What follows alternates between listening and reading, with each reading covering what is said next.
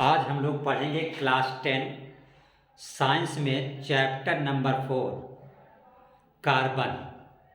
तो इसको हम 4 या 5 क्लासों में पूरा चैप्टर कंप्लीट करेंगे और इस तरह समझाएंगे कि जो पेपर में आपके थ्योरेटिकल क्वेश्चन आता है उसकी परिभाषा भी हम अच्छी तरीके से इसमें लिखेंगे।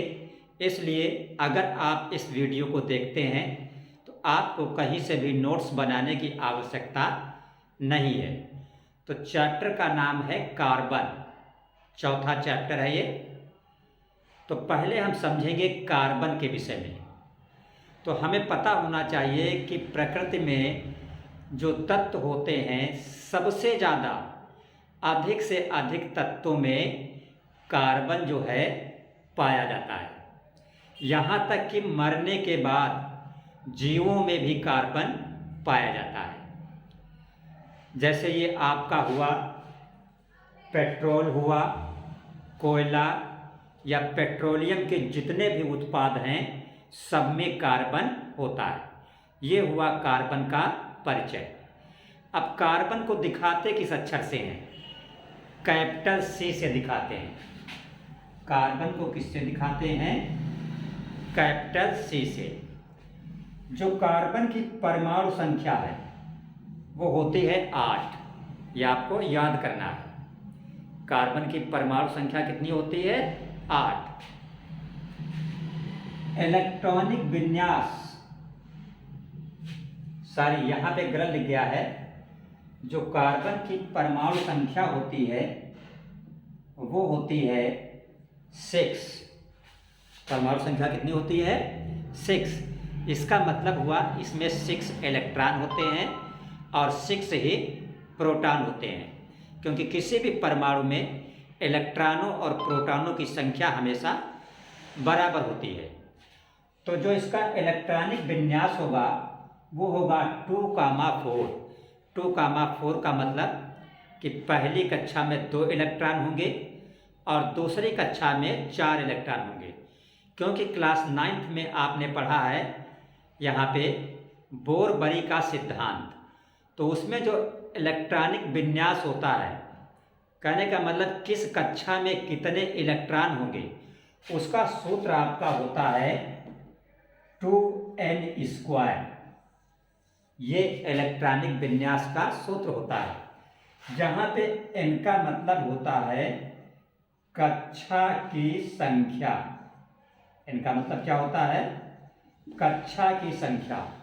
तो अगर आपसे कोई कहे कि पहली कक्षा में कितने इलेक्ट्रॉन हैं, तो पहली कक्षा का मतलब हुआ n बराबर 1। तो जब यहाँ पे आप n की जगह पर 1 रखेंगे तो 1 का स्क्वायर 1 होगा, 1 का 2 में गुणा हो जाएगा तो हो जाएगा। तो पहली कक्षा में 2 इलेक्ट्रॉन हो गए, इसीलिए यहाँ पे 2 लिखा है। दूसरी कक्षा में कितने इलेक्ट्रॉन होंगे? n की जगह पे 2 आप रखेंगे तो 2 का वर्ग 4 हो जाएगा, 4 दूना 8। दूसरी कक्षा में अधिकतम इलेक्ट्रॉनों की संख्या 8 होती है। इसी तरह अगर आपसे कोई पूछे कि तीसरी कक्षा में कितने अधिकतम इलेक्ट्रॉन होते हैं, तो आप n की जगह पर 3 रखेंगे, 3 का वर्ग 9 होता है, 9 दूना 18। तीसरी कक्षा में अधिकतम इलेक्ट्रॉन 18 और चौथी कक्षा में अधिकतम इलेक्ट्रॉन हो सकते हैं 32।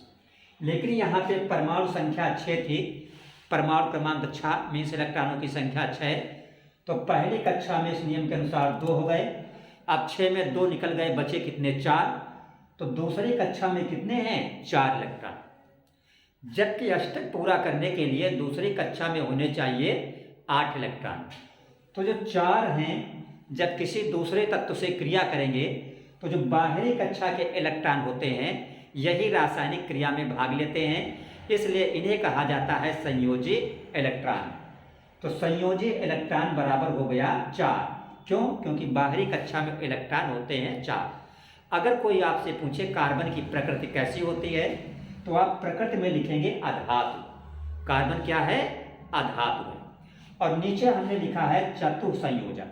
चतुसंयोजक इसलिए क्योंकि इसकी बाहरी कक्षा में इलेक्ट्रॉन होते हैं 4। अब अगर ये संयोग करेगा तो किसी ऐसे तत्व से जिसकी बाहरी कक्षा में 4 हो, तो 4 इसके 4 उसके मिलके 8 हो जाएंगे, आपस में बंध बना लेंगे। या फिर किसी ऐसे विभिन्न तत्वों से संयोग करें, जैसे कार्बन 4 ऐसे तत्वों से संयोग करे जिसकी बाहरी कक्षा में एक एक इलेक्ट्रॉन हो, तो सबसे एक एक मिलेगा 4, 4 ये 8, जैसे मीथेन का बनता है। अभी इस चैप्टर में आगे पॉइंट में ये चीज़ हम आपको समझाएंगे। उसके बाद आपको ध्यान देना है कार्बन के अपरूप।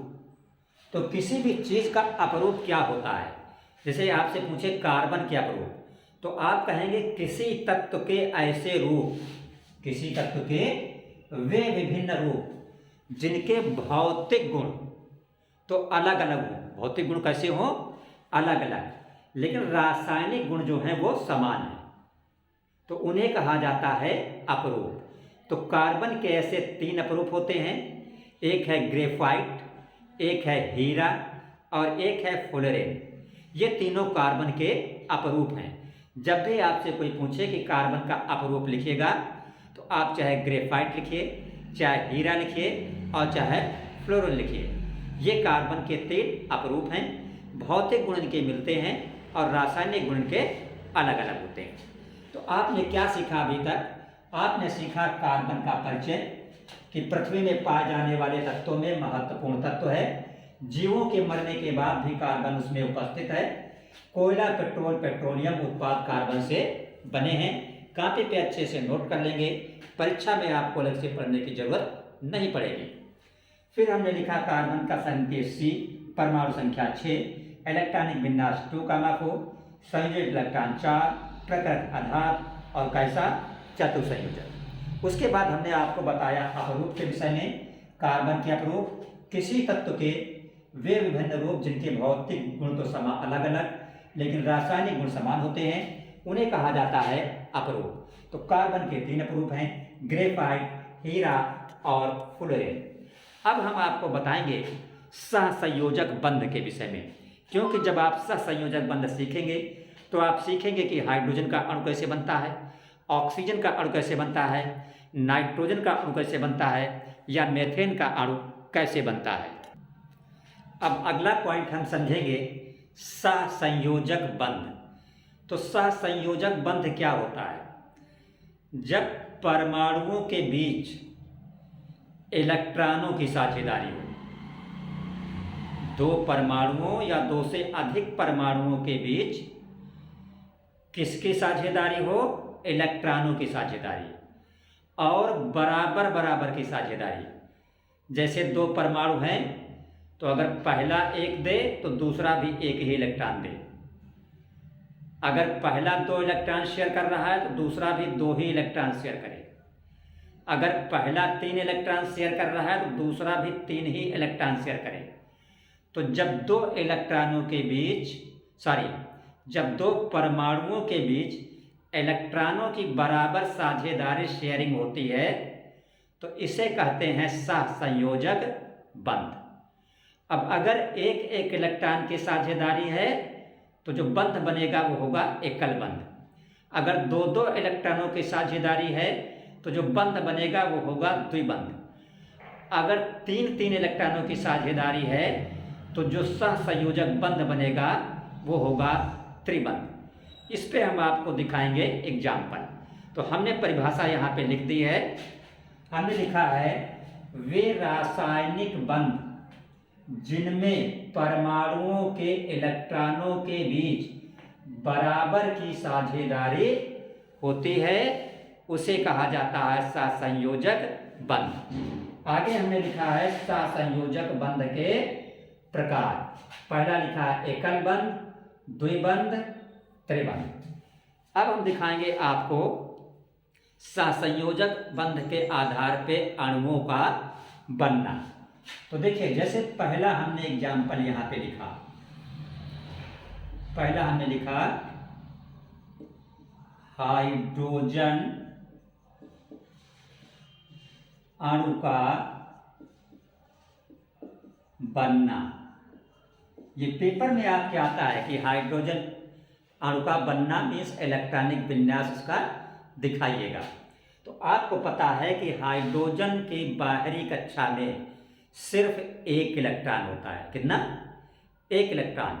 जबकि स्थायित्व के लिए पहली कक्षा में होने चाहिए 2 इलेक्ट्रॉन। तो एक हाइड्रोजन ये है, इसमें कितना है? 1 इलेक्ट्रॉन। दूसरा हाइड्रोजन ये है, इसमें भी कितना है? 1 इलेक्ट्रॉन। तो देखिए, इसने अपना एक दिया, इसने अपना एक दिया। अगर इसको आप बंद कर लें तो इस हाइड्रोजन के कितने दिख रहे हैं? 2। जो हमने डॉट से दिखाया है ये इलेक्ट्रॉन है। इलेक्ट्रॉन को दिखाने का तरीका होता है, चाहे आप डॉट से दिखाओ और चाहे क्रॉस से दिखाओ।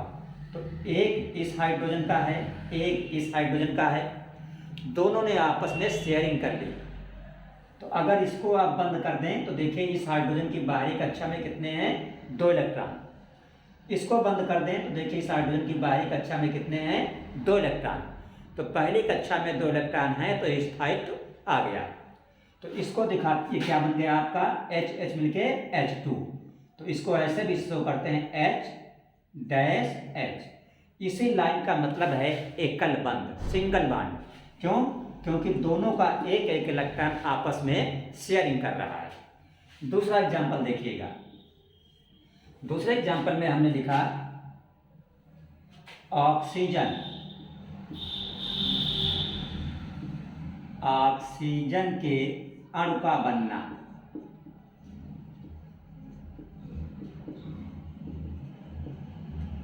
ऑक्सीजन के अणु का बनना।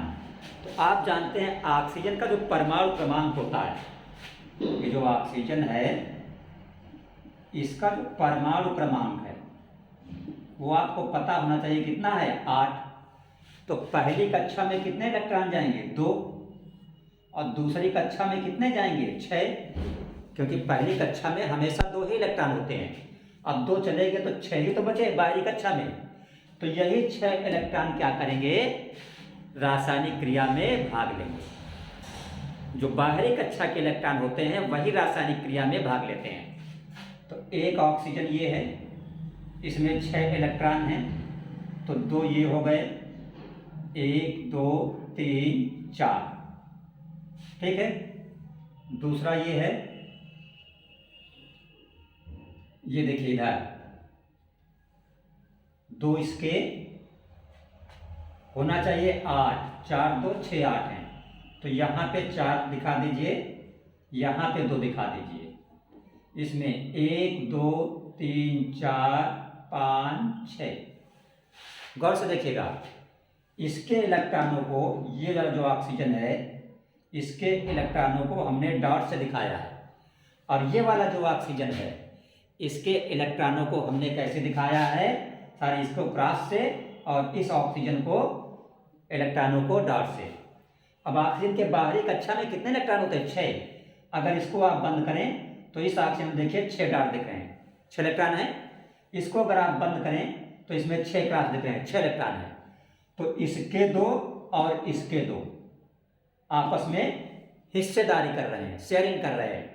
तो अगर आप इसको बंद करो तो 4 और 4 8, इसको बंद करो तो 4 और 4 8। ये क्रॉस है।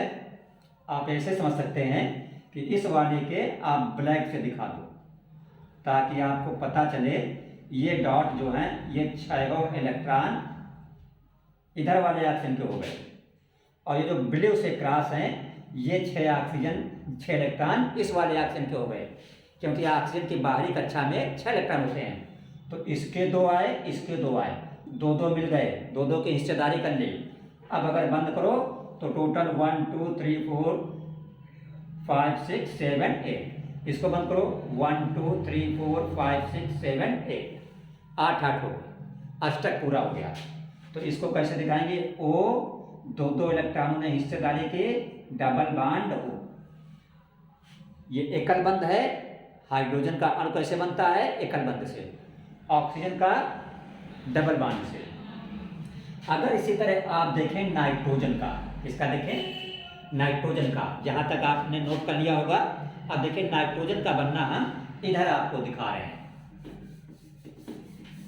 अगर नहीं भी आप लोगों ने नोट किया है तो हम वीडियो को पब्लिश करेंगे, वीडियो में आप आराम से देख सकते हैं। अगला हमने लिखा जैसे नाइट्रोजन के अणु का बनना। दो एग्जाम्पल यहाँ पे आप देख चुके हैं, तीसरा यहां से देखिएगा, नाइट्रोजन के अणु का बनना। तो जो नाइट्रोजन होता है उसकी जो परमाणु संख्या होती है वो होती है 7। कितनी होती है? 7। तो 7 पहली कक्षा में कितने हो जाएंगे? इसमें 2 हो जाएंगे, और दूसरी कक्षा में, 1 मिनट, थोड़ा नाइट्रोजन का जो है, हाँ देखिए, जो नाइट्रोजन है इसकी जो परमाणु संख्या है, नाइट्रोजन की जो परमाणु संख्या है ये होती है कितनी? 7। अब 7 में पहली कक्षा में कितने आ गए? 2। तो 7 से 2 निकल गए, कितने बचे? 5। तो दूसरी कक्षा में कितने इलेक्ट्रॉन होंगे? 5 होंगे। तो जो दूसरी कक्षा में 5 इलेक्ट्रॉन है, यही तो बाहरी कक्षा हुई, यही जो है शेयरिंग करेगी इलेक्ट्रॉनों की। तो देखिए, एक नाइट्रोजन हमने ये लिया, अब इसकी बाहरी कक्षा में 5 है, तो हम क्या करेंगे? 2 यहाँ रख देंगे और 3 यहाँ रख देंगे। दूसरा नाइट्रोजन हमने लिया, इसमें भी इलेक्ट्रॉन 5 ही होंगे, इसको हमने डॉट से दिखा दिया, 2 यहाँ पे और 3 यहाँ पे। 3 के शेयरिंग हो रही है। इसको अगर बंद करिए, इधर गिनिए, 1 2 3 4 5 6 7 8। इसको बंद करिए, 1 2 3 4 5 6 7 8, अष्टक पूरा है। तो यहाँ पे आपने देखा 3 इलेक्ट्रॉनों ने साझेदारी की, इसलिए बंध कैसा बना? त्रिबंध। तो यहाँ पे जो अणु नाइट्रोजन का बनता है, तो इसको हम ऐसे दिखा सकते हैं, N ट्रिपल बॉन्ड N, इसी को कहा जाता है त्रिबंध। अब हम आपको दिखाएंगे एक मेथेन के अणु का बनना। ठीक है, इसको आप लोग नोट कर लें या ना नोट करें तो वीडियो देखें, हम यहाँ से इरेज कर रहे हैं। देखिए, अब हम आपको दिखा रहे हैं मेथेन के अणु का बनना। मेथेन के अणु का बनना।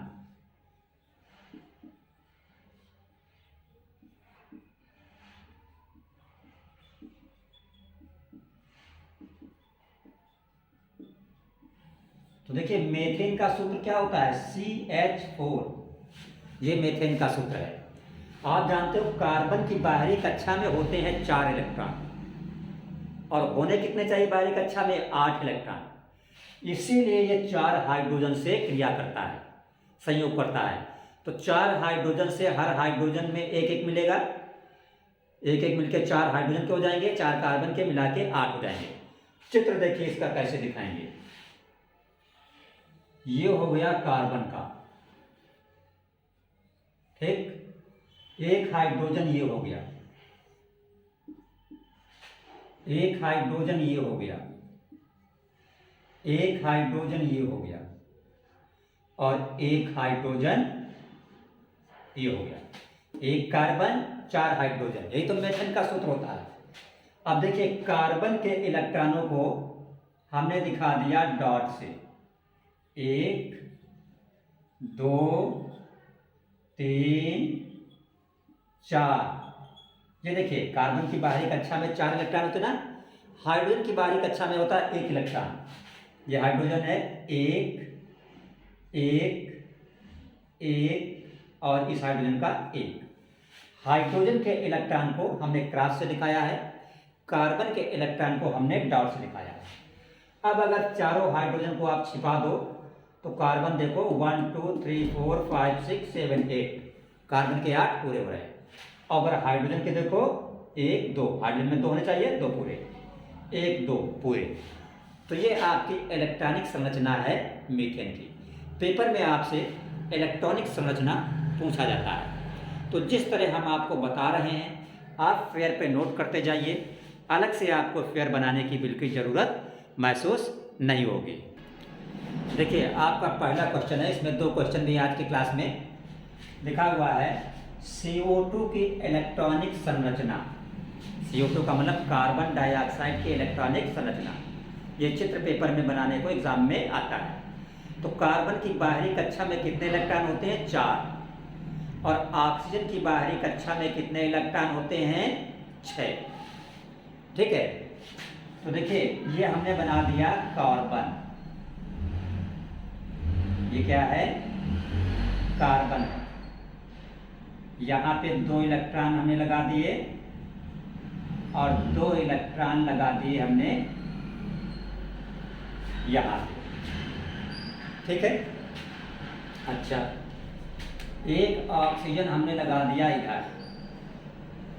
तो ऑक्सीजन की बाहरी कक्षा में इलेक्ट्रॉन होते हैं 6। तो हमने क्या किया? 1 2 3 4 5 6। एक ऑक्सीजन हमने लगा दिया इधर। इसी तरह 1 2 3 4 5। अब आप देखिएगा, अगर इस कार्बन को बंद कर दीजिए तो ऑक्सीजन में गिनिए 1 2 3 4 5 6 7 8। ठीक है, अगर आप यहाँ बंद करिए 1 2 3 4 5 6 7 8, इस ऑक्सीजन में भी 8 है। कार्बन में देखिए, कार्बन में कितने थे? 4। ठीक है, अगर आप इधर बंद कर दें, इधर भी 1 2 3 4, इधर बंद कर दें, इधर भी 1 2 3 4, तो क्या है? ये CO2 कार्बन डाइऑक्साइड का इलेक्ट्रॉनिक विन्यास है। अब हम आपको बताएंगे आज की क्लास का 8वां पॉइंट, सल्फर के 8 परमाणुओं से बने संख्या। ठीक है, तो सल्फर वाला पॉइंट जो है हम आज नहीं बता रहे हैं, हम आपको कल की क्लास में सल्फर का पॉइंट बताएंगे। इसलिए चैनल को आप सब्सक्राइब अवश्य कर लें, ताकि जो सल्फर का काफ़ी इम्पोर्टेंट क्वेश्चन है कि सल्फर के 8 परमाणुओं से सल्फर का अणु कैसे बनता है, इस क्वेश्चन को भी आप देख सकें, आप तक पहुंच सके। इसलिए चैनल को आप सब्सक्राइब अवश्य कर लीजिएगा।